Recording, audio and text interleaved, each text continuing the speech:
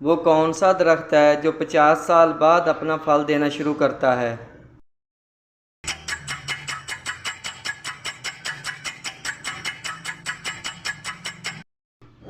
شاہ بلوت کا درخت۔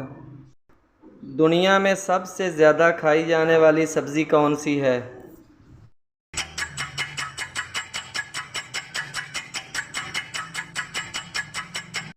سبزی میں سب سے زیادہ آلو کھایا جاتا ہے۔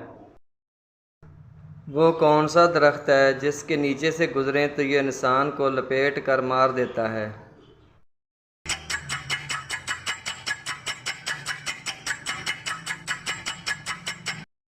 اس درخت کا نام ہے آدم خور درخت۔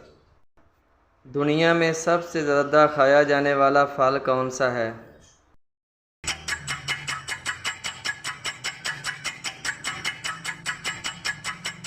دنیا میں سب سے زیادہ کیلا کھایا جاتا ہے۔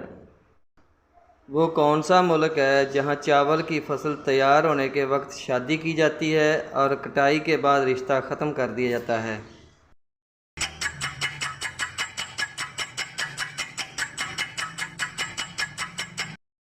انڈونیشیا کے جزیروں میں یہ رواج قائم ہے۔ وہ کون سا درخت ہے جو تقریباً 300 سال تک پھل دیتا رہتا ہے؟